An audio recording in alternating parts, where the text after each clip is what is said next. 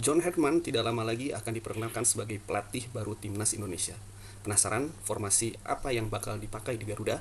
Gue bocorin sekarang, khusus buat kalian, cuma di channel ini. Oke, assalamualaikum guys, apa kabar kalian semua? Semoga sehat dan selalu dalam lindungannya. Ketemu lagi sama gue di The Maulid, tempat kita ngobrolin update terbaru sepak bola dalam dan luar negeri. Guys, kali ini kita akan bahas mengenai calon pelatih baru tim nasional Indonesia, yang infonya tidak lama lagi akan segera diumumkan oleh PSSI.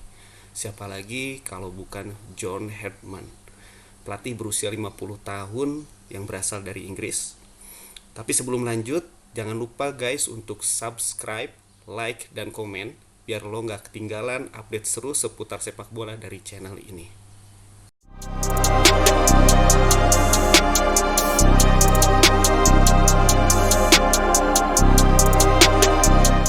Oke guys, di video ini kita akan bocorkan taktik dan formasi yang akan digunakan oleh Herdman di tim nasional Indonesia.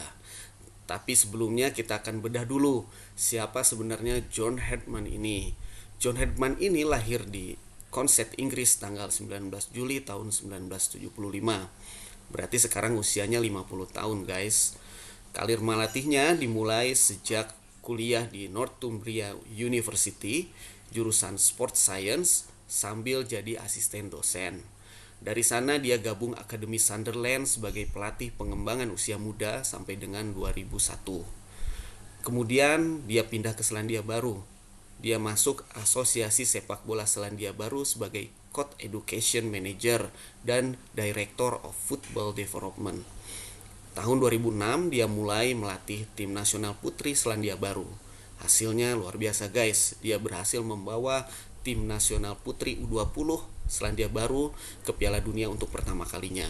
Kemudian dia membawa tim nasional putri senior lolos ke Piala Dunia 2007 dan 2011. Dan juga dia tampil di Olimpiade Beijing 2008 guys.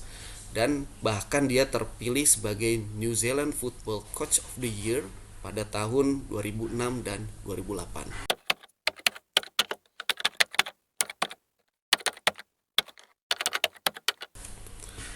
Tahun 2011, Herdman ambil tantangan berat. Timnas putri Kanada yang baru tersingkir di fase grup Piala Dunia 2011. Hasilnya gila. Langsung menjadi peraih medali perunggu Olimpiade London tahun 2012. Itu adalah medali pertama untuk kontingen Kanada sejak 1936. Lalu dia pimpin tim di Piala Dunia 2015 dan Olimpiade 2016. Tahun 2018, Herdman naik level. Dia memimpin timnas putra Kanada. Nggak cuma jadi pelatih kepala, tapi juga sebagai direktur teknik. Artinya dia memegang tim nasional dari kelompok usia U14 sampai dengan senior. Dan prestasinya juga luar biasa guys. Jadi ranking FIFA tim nasional Kanada itu naik dari 72 ke 40 hanya dalam jangka waktu 1 tahun, dan itu jadi the most improved team tahun 2021 oleh FIFA. Dan kemudian lolos ke Piala Dunia 2022 untuk pertama kalinya sejak 1986. Herdman juga mengorbitkan bintang-bintang muda di tim nasional Kanada. Ambil contoh seperti Alphonso Davies yang sekarang bermain di Bayern Munchen dan Jonathan David yang bermain di Juventus. Setelah Piala Dunia, dia sempat melatih Toronto FC di MLS dalam periode singkat, yaitu dari periode Oktober 2023 sampai dengan November 2024. Ciri khas permainan Herdman adalah adaptif atau sering dibilang sebagai kameleon taktik atau taktik bunglon. Dia nggak kaku di satu sistem, formasi disesuaikan dengan profil pemain dan lawan, tapi performa tetap konsisten. Di Kanada, dia paling sering pakai formasi 3-4-3. Ini untuk ngeboost pemain cepat dan kreatif di lini depan seperti Davies, Larin, dan Jonathan David. Ini juga mengakomodir dukungan ancaman sayap seperti dari Teyon Buncanan dan Richie Laryea. Kadang dia switch juga ke formasi 4 back, baik itu 4-4-2, 4-4-1-1, bahkan ke 4 2-3-1 saat menyerang. Tujuannya adalah untuk bikin duet penyerang tengah dan juga jaga stabilitas pertahanan tapi tetap fleksibel.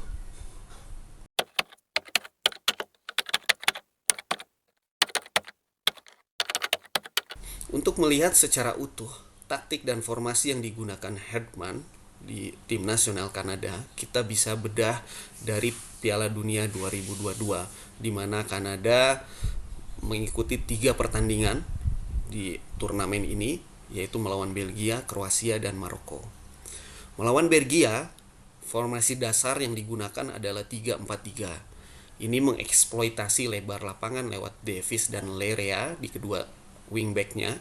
Kemudian shape-nya bisa berubah ke 3-2-1-4 saat Davis naik, atau 4-4-2 ketika Buchanan turun menutup sayap.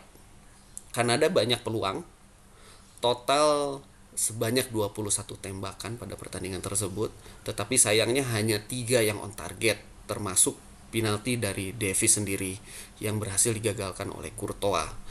Penyelesaian akhir yang buruk menjadi isu pada pertandingan ini, dan akhirnya Kanada harus takluk dari Belgia 1-0, meskipun Belgia memiliki peluang yang jauh lebih sedikit. Pada laga kedua melawan Kroasia, formasi yang digunakan masih sama di 3-4-3, tetapi ada sedikit perubahan di mana posisi striker nomor 9 saat ini ditempati oleh Sail Lerin yang sebelumnya ditempati oleh Jonathan David yang pada pertandingan ini digeser sedikit ke sayap kiri. Ya. Kemudian pendekatan yang dilakukan juga sedikit berbeda di mana Kanada lebih sering melakukan build up dari belakang dan penguasaan yang lebih sabar. Ini dibuktikan dari statistik di mana penguasaan bola Kanada sedikit lebih baik daripada Kroasia. Dan tetapi ternyata Kroasia ini merupakan finalis dari Piala Dunia sebelumnya tahun 2018, bermain sangat efektif.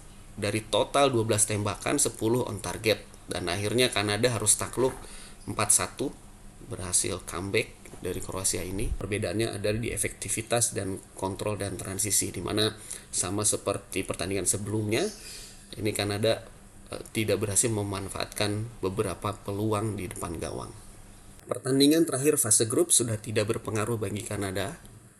Melawan Maroko, Herdman menggunakan formasi yang berbeda.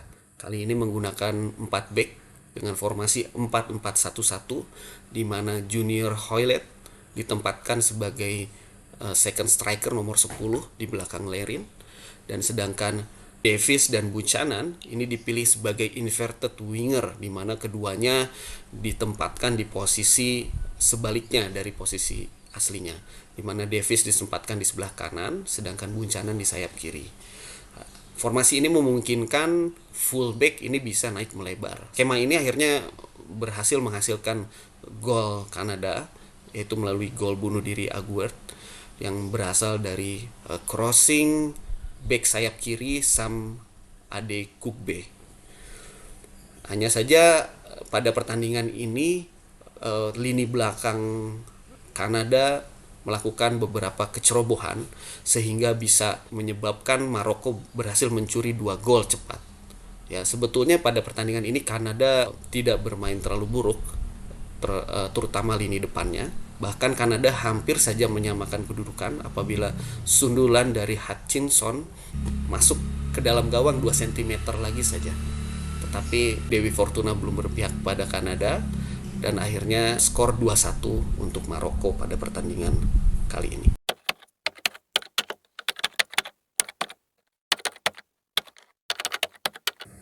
Oke guys, dari pemaparan gue tadi, ternyata Herdman ini lebih sering menggunakan formasi 3-4-3, dan sekali-sekali dia menggunakan formasi juga 4-4-2 atau 4-4-1. Nah, bagaimana apabila formasi ini diterapkan di tim nasional Indonesia? Yang pertama, apabila Herdman menggunakan formasi 3-4-3, di mana ini lebih fleksibel untuk memanfaatkan sayap cepat dan transisi.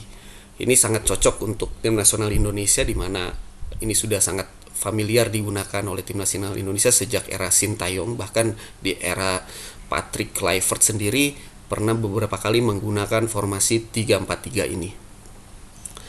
Oke, gue akan coba prediksikan kira-kira siapa saja yang ditempatkan di formasi ini. Yang pertama untuk posisi penjaga gawang, gue pikir saat ini Emil Audero Mulyadi itu merupakan yang paling oke di posisi ini. Ya, ada saingan dari Martin Paes, tapi gue lebih milih Emil karena pengalamannya di Serie A. Kemudian di center back tentu saja Il Capitano Jay Itzes, ya, masih yang paling utama di posisi center back, ya. Untuk center back kiri gua pilih Calvin Verdong, dan center back kanan gua pilih Kevin Dix. Herdman biasa memilih sayap-sayap yang cepat di posisi wingback, ya, dan juga dia mengandalkan crossing, jadi harus memiliki crossing yang baik, ya. Oleh karena itu gua pilih yang pertama wingback kiri adalah Dean James, dan di wingback kanan gua pilih Eliano Reinders. Sedangkan dua gelandang posisi playmaker tentu saja Tom Haye, itu tidak ada saingan lagi. Dan untuk posisi gelandang bertahan atau jangkar, tetap yang terdepan menurut gue adalah Joey Pelupesi. Sedangkan untuk tiga penyerang di lini depan, untuk striker target man nomor 9 oleh Romani masih yang paling favorit atau saat ini paling terdepan. Sedangkan sayap kanan gue pilih Emiliano Jonathan, yang dia bisa berfungsi juga sebagai inverted winger karena kaki terkuatnya adalah kaki kiri. Dan di sayap kiri ada Ragnar Oratmangun. Untuk formasi yang kedua di 4-4-1-1 atau pada saat menyerang berubah menjadi 4-2-3-1, biasanya digunakan oleh John Herdman pada saat dia membutuhkan stabilitas dan second striker kreatif di belakang penyerang. Di untuk posisi kiper masih sama, Emil Audero Mulyadi. Di back kiri, full back kiri, gua pilih Calvin Verdong. Untuk full back kanan gua pilih Kevin Dix. Ya, untuk dua back tengah, Il Capitano Jay Itzes, dan gua pikir Rizky Ridho, ya, di posisi center back satunya lagi. Dua pemain sayap kanan dan sayap kiri di formasi 4-4-2 ini sesuai dengan yang biasa digunakan oleh Herdman, di mana dia lebih memilih inverted winger di posisi ini. Gua pilih di sayap kanan adalah Emiliano Jonathan, sedangkan di sayap kiri gua pilih Marcelino Ferdinand. Ya, untuk posisi dua gelandang tentunya masih sama, Tom Haye sebagai playmaker kreatif dan juga sebagai gelandang jangkar Joey Pelupesi. Untuk posisi di belakang striker, nah ini kita banyak pilihan, ya. Tapi gue lebih milih di sini bisa menggunakan Ricky Kambuaya, karena di Dewa United Ricky Kambuaya ini seringkali di posisi nomor 10 ini. Untuk posisi striker, ya, oleh Romani tidak ada saingan. Oke, guys, jadi itu prediksi formasi tim nasional di bawah John Herdman menurut gua. Gimana menurut lo? Mana yang paling pas? Kalau lo setuju dengan prediksi gue, silahkan tulis di kolom komentar. Kalau nggak setuju juga silahkan kita diskusi di kolom komentar. Jangan lupa like, share ke teman-teman lo, dan subscribe biar The Maulid makin semangat ngasih konten bocoran taktik dan analisis sepak bola. Gue Fani, pamit. Assalamualaikum, sampai jumpa di video selanjutnya.